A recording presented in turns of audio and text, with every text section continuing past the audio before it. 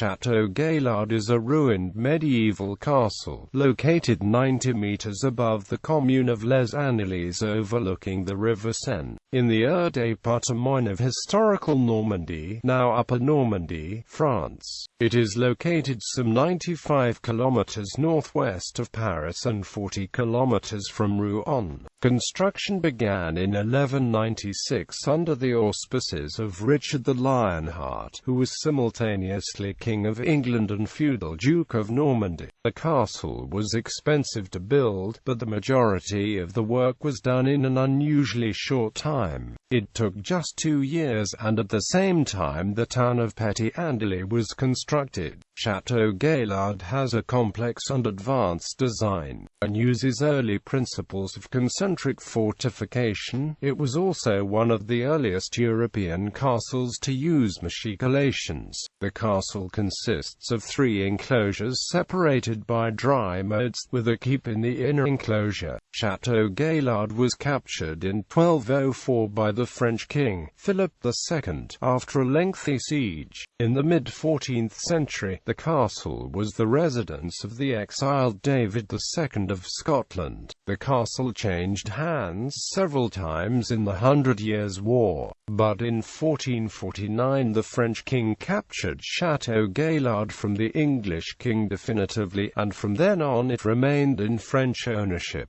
Henry IV of France ordered the demolition of Château Gaillard in 1599, although it was in ruins at the time. It was felt to be a threat to the security of the local population. The castle ruins are listed as a monument historique by the French Ministry of Culture. The inner bailey is open to the public from March to November, and the outer bailies are open all year. History. Background: Richard the Lionheart inherited Normandy from his father, Henry II, in 1189, when he ascended to the throne of England. There was rivalry between the French king and Richard, as the King of England was more powerful than the King of France. Despite the fact that Richard was a vassal of the French king and paid homage for his lands in the country. From 1190 to 1192, Richard the Lionheart was on the Third Crusade. He was joined by Philip II of France, as each was wary that the other might invade his territory in his absence. Richard was captured and imprisoned on the return journey to England, and he was not released until the 4th of February 1194.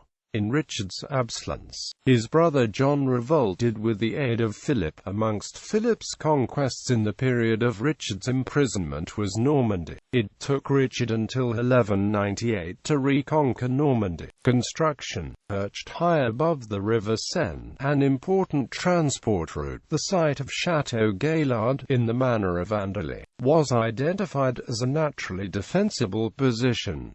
In the valley below the site was the town of Andelys. Under the terms of the Treaty of Louviers between Richard and Philip II, neither king was allowed to fortify the site. Despite this, Richard intended to build a castle at Andelys. Its purpose was to protect the Duchy of Normandy from Philip II. It helped fill a gap in the Norman defences left by the fall of Château de Gisors, and was 7.4 miles away from Château Gaillard, a castle which belonged to Philip, and to act as a base from which Richard could launch his campaign to take back the Norman Vexin from French control. Richard tried to obtain the manor through negotiation. Walter de Coutances, Archbishop of Rouen, was reluctant to sell the manor as it was one of the diocese's most profitable, and other lands belonging to the diocese had recently been damaged by war. When Philip besieged Aumale in Normandy, Richard grew tired of waiting and seized the manor, although the act was opposed by the Church. In an attempt to get Pope Celestine III to intercede, Walter de Coutances left for Rome in November 1196.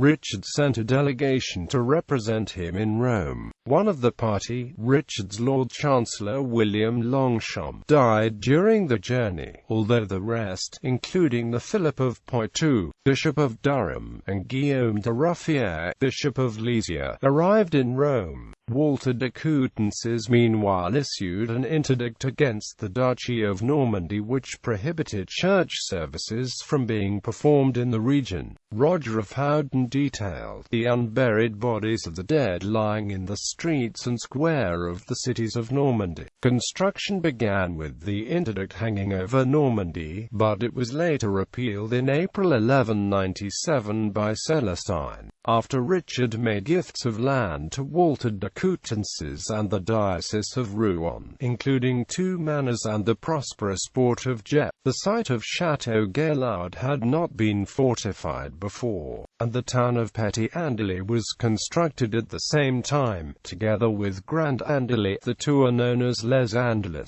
The castle sits on a high limestone promontory, 90 meters above Les Andelys and overlooking a bend in the River Seine. The castle was connected with Andelys through a series of contemporary outworks. During King Richard's reign, the crown's expenditure on castles declined from the level spent by Henry II, Richard's father, although this has been attributed to a concentration of resources on Richard's war with the King of France. However, the work at Château Gaillard cost an estimated £12,000 between 1196 and 1198. Richard only spent an estimated £7,000 on castles in England during his reign. Similar as his father Henry II, the pipe rolls for the construction of Château Gaillard contained the earliest details of how work was organized in castle building and what activities were involved. Amongst those workmen mentioned in the rolls are miners, stone cutters, quarrymen, masons, lime workers, carpenters, smiths, hodmen, water carriers, soldiers to guard the workers, diggers who cut the ditch surrounding the castle, and carters who transported the raw materials to the castle. A master mason is omitted, and military historian Alan Brown has suggested that it may be because Richard himself was the overall architect. This is supported by the interest Richard showed in the work through his frequent presence. Not only was the castle built at considerable expense, but it was built relatively rapidly. Construction of large stone castles often took the better part of a decade. For instance, the work at Dover Castle took place between 1179 and 1191. Richard was present during part of the construction to ensure construction proceeded at a rate he was happy with. According to William of Newburgh, in May 1198 Richard and the labourers working on the castle were drenched in a rain of blood. While some of his advisers thought the rain was an evil omen, Richard was undeterred. The king was not moved by this to slacken one whit the pace of work, in which he took such keen pleasure that, unless I am mistaken, even if an angel had descended from heaven to urge its abandonment he would have been roundly cursed. After just a year, Château Gaillard was approaching completion and Richard remarked, "Behold, how fair is this year-old daughter of mine." Richard later boasted that he could hold the castle, were the walls made of butter. By 1198, the castle was largely completed. At one point, the castle was the site of the execution of 3 French soldiers in retaliation for a massacre of Welsh mercenaries ambushed by the French. The 3 were thrown to the deaths from the castle's position high above the surrounding landscape. In his final years, the castle became Richard's favorite residence, and writs and charters were written at Château Gaillard, bearing apud bellum castrum de Rupi. Richard did not enjoy the benefits of the castle for long, however, as he died in Limousin on 6 April 1199, from an infected arrow wound to his shoulder, sustained while besieging Chalice. The siege of Château Gaillard after Richard's death. King John of England failed to effectively defend Normandy against Philip's ongoing campaigns between 1202 and 1204. Château de Falaise fell too. Philip's forces, as well as castles from Mortain to Pontorson, while Philip simultaneously besieged Rouen, which capitulated to French forces on the 24th of June 1204, effectively ending Norman independence. Philip laid siege to Château Gaillard, which was captured after a long siege from September 1203 to March 1204.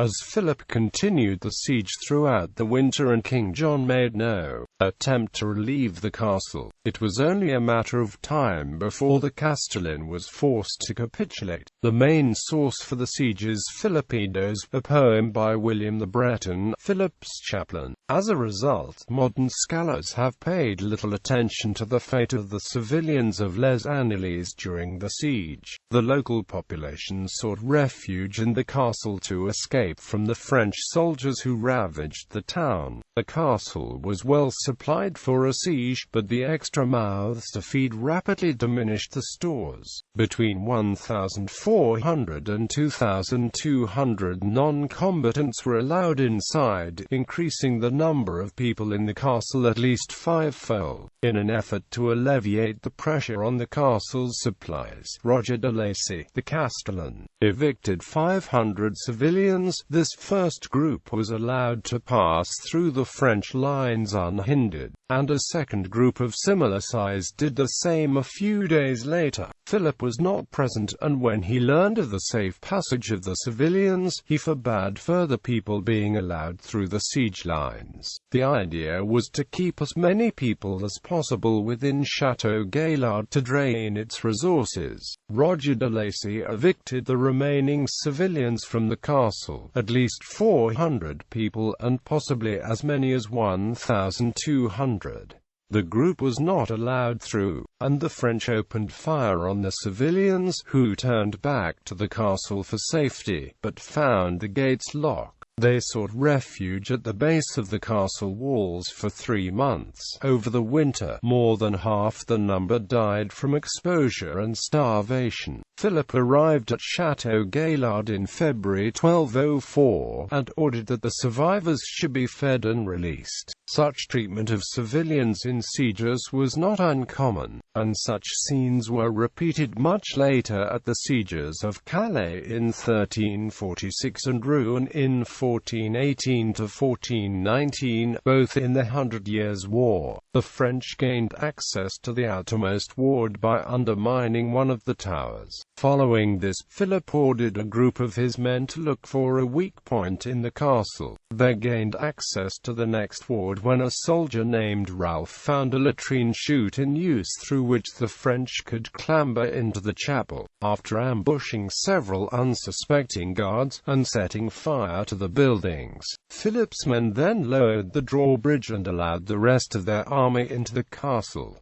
The Anglo-Norman troops retreated to the inner ward. After a short time, the French successfully breached the gate of the inner ward, and the garrison retreated finally to the keep. With supplies running low, Roger de Lacy and his garrison of 20 knights and 120 other soldiers surrendered to the French army, bringing the siege to an end on the 6th of March 1204. In drawn-out medieval sieges, contemporary writers often emphasized the importance of dwindling supplies in the capitulation of the garrison, as was the case with the siege of Château Gaillard. With the castle under French control, the main obstacle to the French entering the Seine valley was removed. They were able to enter the valley unmolested and take Normandy. Thus, for the first time since it had been given as a duchy to Rollo in 911, Normandy was directly ruled by the French king. The city of Rouen surrendered to Philip II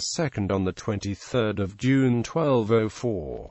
After that, the rest of Normandy was easily conquered by the French. Under French control, in 1314, Château Gaillard was the prison of Margaret and Blanche of Burgundy, future queens of France. They had been convicted of adultery in the Tour de Nesle affair, and after having their heads shaved they were locked away in the fortress. Following the Scottish defeat at the Battle of Halidon Hill in 1333 during the Second Second War of Scottish Independence. The child King David II and certain of his court were forced to flee to France for safety. At the time, southern Scotland was occupied by the forces of King Edward III of England. David, then 9 years old, and his bride Joan of the Tower, the 12-year-old daughter of Edward II, were granted the use of Château Gaillard by Philip VI. It remained the residence until David's return to Scotland in 1341. David did not stay out of English hands for long after his return. He was captured after the Battle of Neville's Cross in 1346 and endured an 11-year captivity in the Tower of London. During the 100 Years' War between the English and French crowns, possession of the castle switched several times. Château Gaillard, along with Château de Gisors, Château de la Roche-Guyon, Ivry-le-Bataille, and Mont-Saint-Michel, was one of 5 castles in the Normandy which offered resistance to Henry V of England in 1419. After the capitulation of Rouen and much of the rest of the duchy, Château Gaillard was besieged for a year before it was surrendered to the English in December 1419. All the resisting castles except Mont-Saint-Michel eventually fell, and Normandy was temporarily returned to English control. Etienne de Vignoles, a mercenary known as La Hire, then recaptured Château Gaillard for the French in 1430.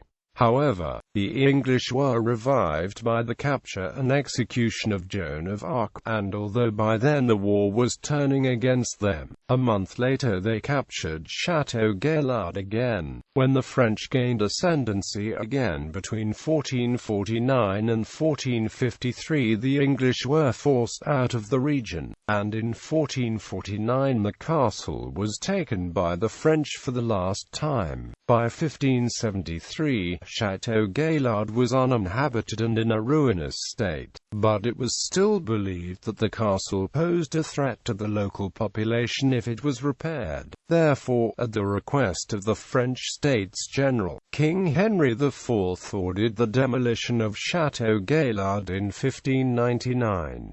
Some of the building material was reused by Capuchin monks who were granted permission to use the stone for maintaining their monasteries.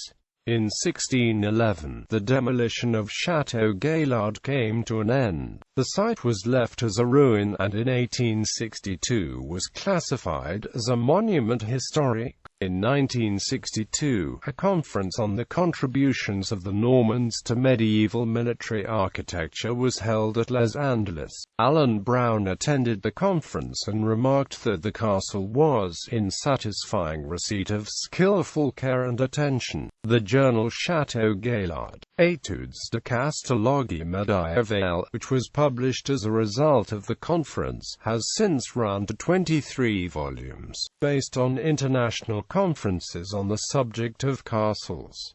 In the 1990s, archaeological excavations were carried out at Château Gaillard. The excavations investigated the north of the fortress, searching for an entrance postulated by architect Eugène Viollet-le-Duc, but no such entrance was found. However, the excavation did reveal was that there was an addition to the north of the castle to enable the use of guns. Typologically, the structure has been dated to the 16th century. The conclusion of the excavations was that the site had enormous archaeological potential, but that there were still unanswered questions about the castle. After Philip II took Château Gaillard, he repaired the collapsed tower of the Outer Bailey that had been used to gain access to the castle. The archaeological investigation examined the tower generally thought to be the one collapsed by Philip, and although it did not recover any dating evidence, the consensus is that he completely rebuilt the tower. In conjunction with the archaeological work, efforts were made to preserve the remaining structures. Today, Château Gaillard's Inner Bailey is open to the public from March to November, while the outer baileys are open all year round. Layout and innovations.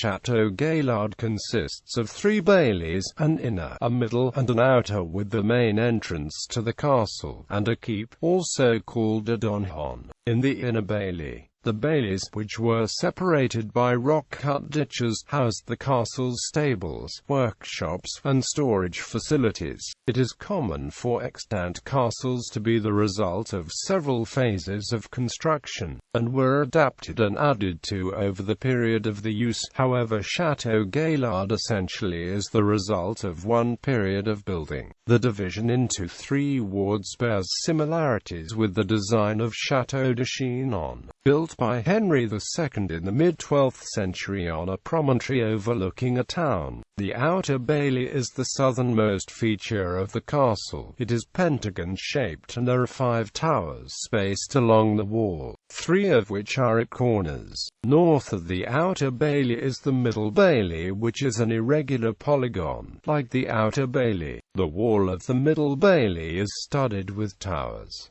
The towers allowed the garrison to provide enfilading fire. In the fashion of the time, most of the towers in the curtain walls of the middle and outer baileys were cylindrical. Château Gaillard was one of the first castles in Europe to use machicolations, stone projections on top of a wall with openings that allowed objects to be dropped on an enemy at the base of the wall. Machicolations were introduced to Western architecture as a result of the Crusades. Until the 13th century, the tops of towers in European castles had usually been surrounded by wooden galleries, which served the same purpose as machicolations. At Eastern innovation, they may have originated in the first half of the 8th century. Within the middle bailey was the inner bailey. The gatehouse from the middle to the inner bailey was one of the earliest examples of towers flanking the entrance to remove the blind spot immediately in front of the gate. This was part of a wider trend from around the late 12th or 13th century onwards for castle gateways to be strongly defended. The design of the inner bailey, with its wall studded with semicircular projections, is unparalleled. This innovation had 2 advantages. Firstly, the rounded wall absorbed the damage from siege engines much better as it did not provide a perfect angle to aim at. Secondly, the arrow slits in the curved wall allowed arrows to be fired at all angles. The inner bailey, which contained the main residential buildings, used the principles of concentric defense. This and the unusual design of the inner bailey's curtained wall meant that castle was advanced for its age, since it was built before concentric fortification was fully developed in Crusader castles such as Crac des Chevaliers. Concentric castles were widely copied across Europe. For instance, when Edward I of England, who had himself been on crusade, built castles in Wales in the late 13th century, 4 of the 8 he founded were concentric. The keep was inside the inner bailey and contained the king's accommodation.